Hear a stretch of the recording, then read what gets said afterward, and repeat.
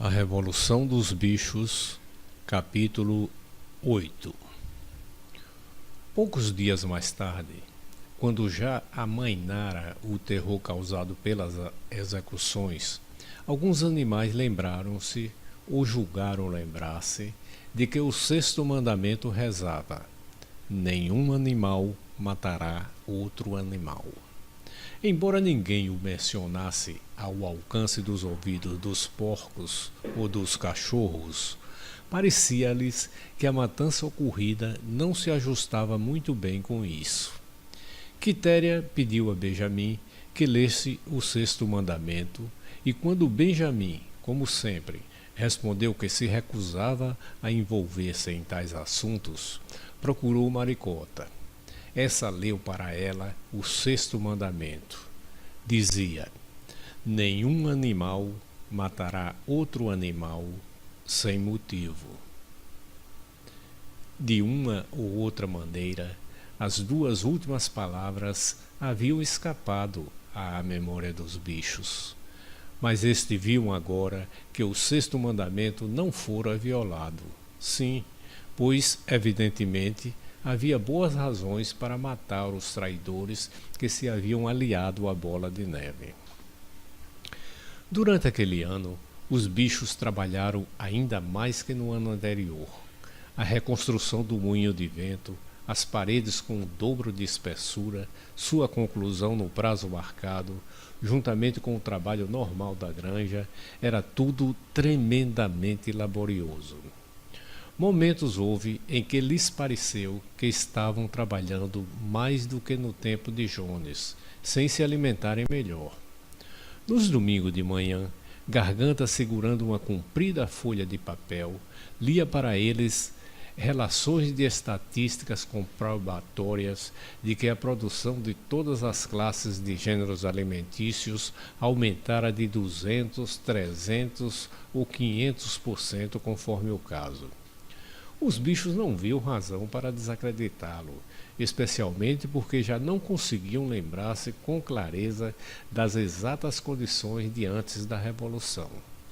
Mesmo assim, dias havia em que preferiam ter menos estatísticas e mais comida. Todas as ordens, agora, eram transmitidas por meio de Garganta ou de outro porco. Napoleão não era visto em público mais do que uma vez em cada 15 dias. E quando aparecia, era acompanhado não só pela matilha de cães, mas também por um garnizé preto que marchava à sua frente, atuando como arauto, soltando um cocoricó antes de cada fala de Napoleão. Mesmo na casa grande, diziam, ele habitava um apartamento separado dos demais. Fazia as refeições sozinho, com 2 cachorros para servi-lo, e comia no serviço de jantar de porcelana da cristaleira da sala. Anunciou-se também que a espingarda seria disparada anualmente na data do aniversário de Napoleão, assim como nos outros 2 aniversários. Agora já não mencionavam Napoleão como Napoleão simplesmente. Referiam-se a ele de maneira formal como nosso líder, o camarada Napoleão. E os porcos gostavam de inventar para ele títulos tais como pai de todos os bichos, terror da humanidade, protetor dos apriscos, amigo dos pintinhos e assim por diante. Garganta, em seus discursos, com lágrimas rolando pelo focinho, falava na sabedoria de Napoleão, na bondade de seu coração, no profundo amor que devotava aos animais, mesmo e especialmente aos infelizes animais que ainda viviam na ignorância e na escravidão. Tomara-se usual atribuir a Napoleão o crédito de todos os êxitos e de todos os golpes de sorte.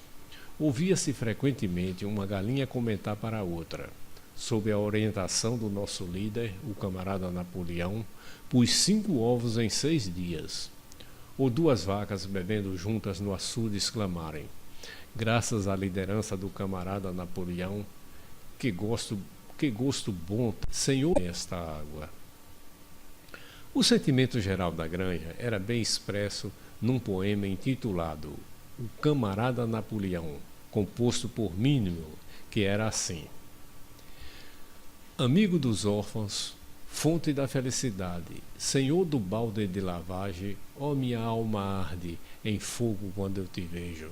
Assim, calmo e soberano, como o sol da imensidão, camarada Napoleão, tu és aquele que tudo dá, tudo quanto as pobres criaturas amam. Barriga cheia 2 vezes por dia, palha limpa onde rolar. Todos os bichos, grandes, pequenos, dormem tranquilos, enquanto tu zelas por nós na solidão, camarada Napoleão.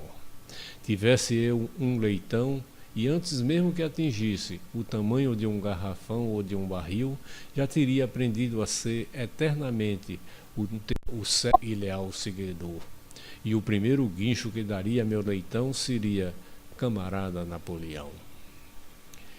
Napoleão aprovou esse poema e mandou escrevê-lo no grande celeiro, na parede oposta àquela onde estavam os 7 mandamentos. Sobre ele foi colocado um retrato de Napoleão de perfil, feito por Garganta. Enquanto isso, por intermédio de Wimp, Napoleão envolvera-se em negociações complicadíssimas com Frederico e Pilkington.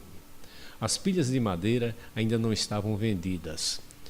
Dentre os dois, Frederico era o mais ansioso por colocar-lhes a mão, mas não oferecia um preço razoável. Ao mesmo tempo circulavam renovados boatos de que Frederico e seus homens estavam planejando atacar a Granja dos Bichos e destruir o moinho de vento, cuja construção lhe causara enorme sino. Sabia-se que Bola de Neve ainda estava oculta na Granja de Pinkerton. Em meio ao verão, correu entre os animais a notícia alarmante de que 3 galinhas se haviam apresentado, confessando que, instigadas por Bola de Neve, haviam conspirado para assassinar Napoleão. Foram executadas imediatamente e se tomaram novas medidas para a segurança de Napoleão. 4 cachorros passaram a montar guarda junto à sua cama durante a noite, um em cada canto, e um jovem porco de nome Rosito recebeu a tarefa de provar a comida para evitar que ele fosse envenenado. Mais ou menos por essa época, foi anunciado que Napoleão acertara vender as pilhas de madeira ao Sr. Pilkington e ia assinar também um acordo regular para a troca de certos produtos entre a Granja dos Bichos e Foxwood. As relações entre Napoleão e Pilkington, embora mantidas apenas por intermédio de Wimp, eram agora quase amistosas. Os bichos não confiavam em Pilkington, ser humano que era, mas preferiam-no a Frederico, a quem tanto temiam quanto odiavam. Com o passar do verão, e estando o moinho de vento perto da conclusão, os boatos de um iminente e traiçoeiro ataque tornavam-se cada vez mais fortes. Frederico, dizia-se, tencionava trazer contra eles 20 homens armados de espingardas e já subornara os magistrados e a polícia, de forma que, se conseguissem colocar as mãos nas escrituras da propriedade da Granja dos Bichos, não surgisse problema algum. Além disso, filtravam de Pinkerfield terríveis histórias a respeito das barbaridades a que Frederico submetia seus animais. Havia chicoteado um cavalo velho até liquidá-lo, matava as vacas de fome, assassinara um cachorro jogando-o numa fornalha, divertia-se de noite assistindo a brigas de galo, em cujas esporas colocavam pedaços de lâminas de barbear. O sangue dos animais fervia de ódio quando ouviam contar o que se fazia contra seus camaradas e, às vezes, alguns pediam que lhe fosse permitido sair para atacar Pinkerfield, expulsar os humanos e libertar os bichos. Porém, Garganta aconselhava-os a evitar essa atitude violenta e confiar na estratégia do camarada Napoleão. Não obstante, crescia o sentimento de ódio com relação a Frederico. Certo domingo de manhã, Napoleão apareceu no celeiro e declarou que jamais, em tempo algum, admitiria vender as pilhas de madeira a Frederico. considerava abaixo de sua dignidade. Disse fazer negócios com patifes daquela espécie. Os pombos, que continuavam a espalhar as mensagens da Revolução, foram proibidos de pôr os pés em qualquer ponto de Foxwood e receberam ordem de modificar seu slogan de Morte à Humanidade para Morte a Frederick. Entre mentes, no fim do verão, foi revelada outra das maquinações de Bola de Neve. A lavoura de trigo estava cheia de joio e descobriu-se que Bola de Neve havia misturado sementes de joio às do trigo. Um ganso que tomara parte no feito confessou sua culpa à garganta e suicidou-se comendo frutinhas de erva moura. Os animais ficaram sabendo também que Bola de Neve jamais havia recebido, como pensavam muitos até então, a comenda do herói animal primeira classe. Era apenas uma lenda, criada algum tempo depois da Batalha do Estábulo pelo próprio Bola de Neve. Muito ao contrário, em vez de condecorado, ele foi repreendido por demonstrar covardia durante a batalha. Novamente, alguns bichos ouviram isso com perplexidade, mas Garganta conseguiu convencê-los de que foram um lapso de suas memórias. No outono, após um tremendo e exaustivo esforço, pois a colheita se fizera ao mesmo tempo, o moinho de vento estava concluído. Restava ainda instalar a maquinaria e o ímpio andava tratando das compras, mas a estrutura já estava pronta. Contra todas as dificuldades, a despeito da inexperiência, dos implementos primitivos, da falta de sorte e da perfídia de Bola de Neve, a obra estava concluída no exato dia marcado. Cansados, mas orgulhosos, os bichos deram voltas e mais voltas em torno de sua obra-prima, que lhes parecia ainda mais linda do que da primeira vez. Além disso, as paredes tinham agora o dobro da espessura, exceto explosivos, nada poderia colocá-las abaixo. E ao pensarem nas modificações que suas vidas sofreriam quando as pás estivessem girando e os dínamos em ação, ao pensar em tudo isso, o cansaço os abandonava e eles saltavam ao redor do moinho de vento, dando gritos de alegria. Napoleão em pessoa, acompanhado dos seus cachorros e do seu garnizé, veio inspecionar o trabalho concluído. Congratulou-se com os animais pelo feito e anunciou que o moinho se chamaria Moinho Napoleão. 2 dias mais tarde, os animais foram convidados para uma reunião especial no celeiro e ficaram abobados de surpresa quando Napoleão comunicou ter vendido a madeira a Frederick. No dia seguinte, os caminhões de Frederico chegariam para o carregamento. Durante todo o período de aparente amizade com Pilkington, Napoleão, na realidade, negociara um acordo secreto com Frederick. Todas as relações com Foxwood foram cortadas e enviadas a Pilkington mensagens insultuosas. Os pombos receberam ordem de não pousar mais na granja Pinkfield e mudar o slogan de Morte a Frederick para Morte a Pilkington.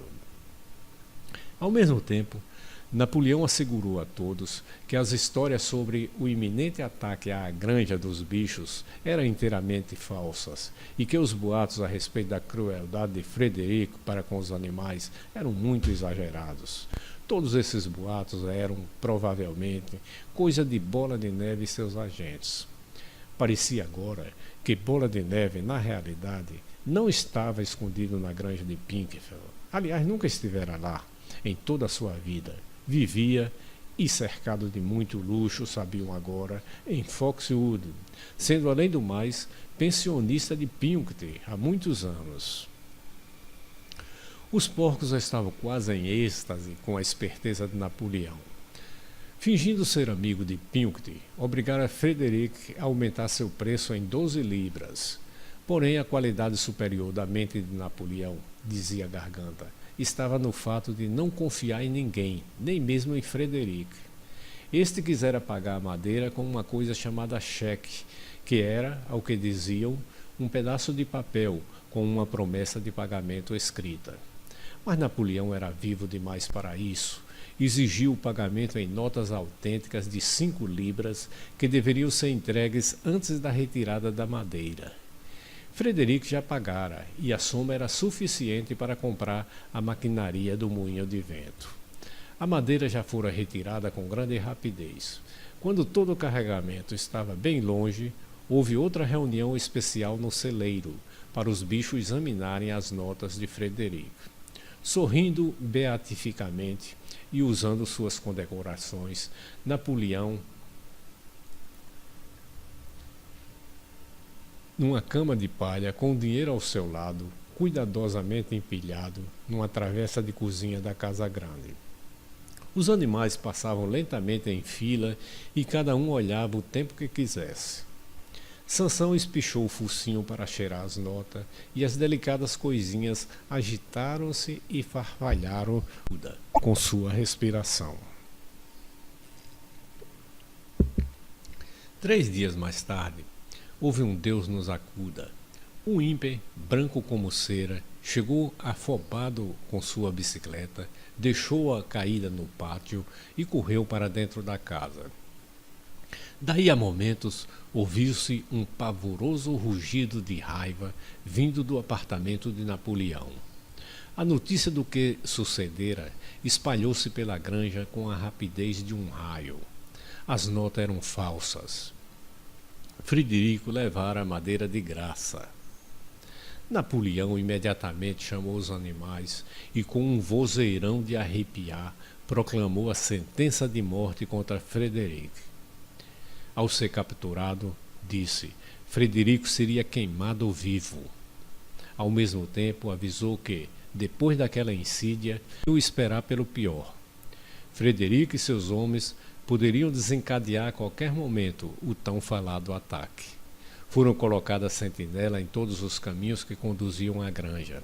Além disso, 4 pombos foram mandados a Foxwood com uma mensagem conciliadora que levava às esperanças de restabelecer as boas relações com Pilkington. Logo na manhã seguinte sobreveio o ataque. Os animais estavam fazendo a refeição matinal quando as sentinelas chegaram correndo com a notícia de que Frederico e seus seguidores já haviam atravessado a porteira das 5 barras.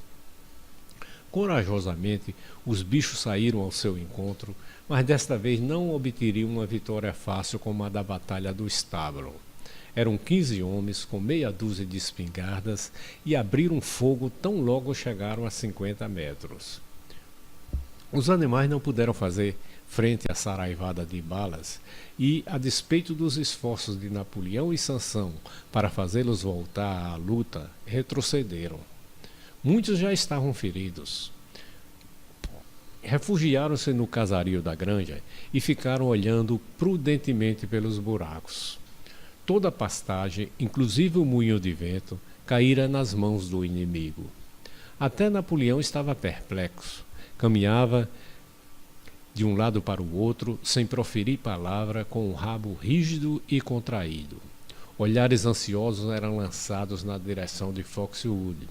Se Pilkington e seus homens os ajudassem, ainda poderiam ganhar a parada. Porém, nesse momento, voltaram os 4 pombos enviados no dia anterior, um deles trazendo um pedaço de papel da parte de Pilkington, com as palavras "Bem feito", escrita a lápis. Enquanto isso, Frederico e seus homens se haviam detido junto ao moinho de vento. Os animais continuavam observando e viram surgir um pé de cabra e um maio. Correu um murmúrio de aflição. Iam botar abaixo o moinho de vento. Impossível! Exclamou Napoleão. As paredes são grossas demais para isso. Nem em uma semana conseguirão. Coragem, camaradas. Benjamin, porém, observava atentamente a atividade dos homens. Lentamente, com um ar de quem se diverte, meneou o focinho. Exatamente o que eu supunha, disse ele. Vocês não veem o que eles estão fazendo? Daqui a pouco vão colocar explosivos naquele buraco. Aterrorizados, os bichos esperaram. Era impossível abandonar a proteção das casas. Daí a pouco, os homens saíram correndo em todas as direções. Ouviu-se logo após um estrondo ensurdecedor. Os pombos revolotearam no ar e os animais todos, exceto Napoleão, jogaram-se no chão. Quando se levantaram outra vez, havia uma gigantesca nuvem preta no lugar do moinho. Aos poucos, a brisa a dissolveu, o moinho de vento havia desaparecido. Aquilo devolveu a coragem aos animais. O medo e o desânimo que sentiam foram engolfados pelo tremendo ódio que os dominou ante aquela velania inominável. Um brado de vingança subiu aos ares. Sem esperar ordens, reuniram-se e, como um só corpo, lançaram-se contra o inimigo. Desta vez não fugiram as balas cruéis que caíam sobre eles ensaraivadas. Foi uma batalha horrível, selvagem. Os homens atiraram várias vezes e, quando os animais os alcançaram, foi aquela pancadaria em todas as direções, com porretes e tacões de bota. Morreram uma vaca, 3 ovelhas e 2 gansos, e quase todo mundo ficou ferido. Até Napoleão, que dirigia as operações da retaguarda, teve a ponta do rabicho arranhada por um balim. Mas aos homens não tocou melhor sorte. 3 tiveram as cabeças quebradas pelos golpes de Sansão, outro a barriga furada pelo chifre de uma vaca, outro viu suas calças quase arrancadas por Lulu e Ferrabras. E quando os 9 cachorros da guarda pessoal de Napoleão, que este mandara realizar um movimento por trás da sebe, apareceram de repente no flanco dos humanos, latindo furiosamente, o pânico os dominou. Perceberam o perigo de serem cercados. Frederico gritou a seus homens que se retirassem enquanto havia passagem, e em seguida o inimigo fugia acovardado para salvar a vida. Os animais perseguiram-nos até o fundo do campo, aplicando-lhes ainda os últimos golpes ao atravessarem a sebe do piorriteiro. Haviam vencido, mas estavam feridos e sangravam. Lentamente começaram a voltar para a granja. A vista dos camaradas mortos, estirados sobre as relvas, comoveu alguns até as lágrimas. E por alguns minutos detiveram-se num triste silêncio no local onde existia o moinho. Sim, ele sumira. Fora-se quase todo o seu trabalho. Até os alicerces estavam parcialmente destruídos. E desta vez, para reconstruí-lo, não bastaria erguer de novo pedras caídas ali mesmo. Estas também haviam desaparecido. A força da explosão as arremessara a centenas de metros. Era como se o moinho jamais houvesse existido. Ao se aproximarem do sítio, Garganta, que estivera inexplicavelmente ausente da luta, veio-lhes ao encontro, sacudindo o rabicho e guinchando de satisfação. E os animais ouviram, da direção da granja, o troar solene da espingarda. — A troco de que está atirando aquela arma? — perguntou Sansão. — Para celebrar nossa vitória! — exclamou Garganta. — Vitória? Que vitória? Gritou Sansão. Tinha os joelhos sangrando, perderam a ferradura, racharam o casco e uma dúzia de chumbinhos haviam se alojado em sua pata traseira. Você pergunta que vitória, camarada? Mas então não expulsamos o inimigo do nosso solo, do solo sagrado da Granja dos Bichos? Mas eles destruíram o moinho de vento, nosso trabalho de 2 anos. Que importa? Construiremos outro moinho de vento. Construiremos meia dúzia de moinhos de vento se quisermos. Vocês não percebem, camaradas, que coisa formidável realizamos? O inimigo ocupava esse mesmo chão em que pisamos, e agora, graças à liderança do camarada Napoleão, nós o ganhamos centímetro por centímetro. Quer dizer, ganhamos o que já era nosso, retrucão. Essa foi a nossa vitória, insistiu Garganta. Cochearam até o pátio. As balas, sob o couro de Sansão, aferroavam dolorosamente. Ele enxergava à sua frente a pesada tarefa de reconstruir o moinho de vento e, mesmo em imaginação, já se atirava ao trabalho. Pela primeira vez, entretanto, ocorreu-lhe a lembrança de que já tinha 11 anos de idade e que talvez seus músculos já não tivessem a mesma força de antes. Porém, quando os bichos viram tremular a bandeira verde, ouviram a arma atirar novamente, 7 tiros ao todo. E o discurso que Napoleão fez, congratulando-se com a atuação deles, pareceu-lhes que, afinal de contas, haviam obtido uma grande vitória. Os animais caídos na batalha tiveram funerais solenes. Sansão e Quitéria puxaram o carroção, que serviu de carro fúnebre, e Napoleão abriu em pessoa o cortejo. Dedicaram-se 2 dias inteiros às celebrações. Houve canções, discursos, novos disparos da espingarda e o prêmio especial de uma maçã para cada animal, 50 gramas de milho para cada ave e 3 biscoitos para cada cachorro. Proclamou-se que a batalha se chamaria Batalha do Moinho do Vento e que Napoleão havia criado nova comenda, a Ordem da Bandeira Verde, que conferira a si próprio. Em meio ao regozijo geral, o assunto das notas de dinheiro foi esquecido. Foi alguns dias depois disso que os porcos encontraram, na adega da Casa Grande, uma caixa de uísque. Passara despercebida claramente a ocupação. Naquela noite, chegou da casa o som de uma cantoria em que, para surpresa de todos, se ouvia trechos de Bichos da Inglaterra. Mais ou menos às 9h30 da noite, Napoleão, usando um velho coco de Jones, foi visto claramente emergir da porta traseira, dar um rápido galope em volta do pátio e sumir pela porta outra vez. Na manhã seguinte, um silêncio profundo tomara conta da casa. Ao que parecia, nenhum porco estava de pé. Era quase 9h quando apareceu Garganta, vacilante e deprimido, com os olhos embaçados, o rabicho mole, com um aspecto seriamente doentio. Chamou todo mundo e disse que tinha péssimas notícias para dar. O camarada Napoleão estava morrendo. Ouviu-se um grito de lamento. Colocaram pá na porta da casa e os animais entraram pé ante pé. Com lágrimas nos olhos, perguntávamos o que seria deles se o líder faltasse. Correu o boato de que Bola de Neve, afinal, conseguira envenenar a comida de Napoleão. Às 11h, Garganta saiu de novo para fazer outra proclamação. Como último ato sobre a terra, o camarada Napoleão expedira o seguinte decreto: a ingestão de álcool será punida com a morte. Já à noite, Napoleão parecia um pouco melhor, e na manhã seguinte, Garganta pôde anunciar sua franca recuperação.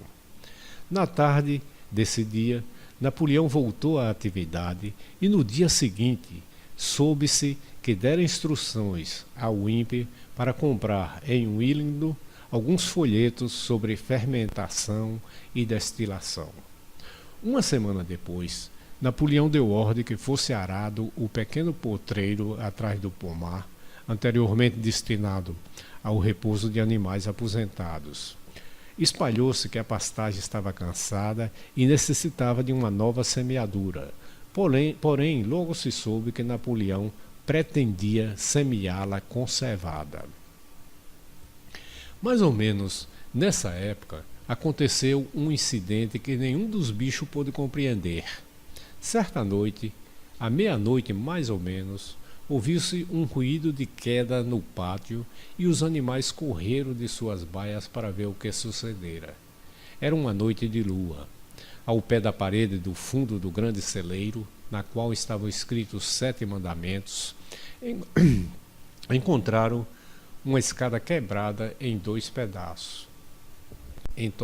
Garganta, momentaneamente aturdido, jazia estatelado junto a ela, tendo ao lado uma lanterna, uma brocha e uma lata de tinta branca entornada.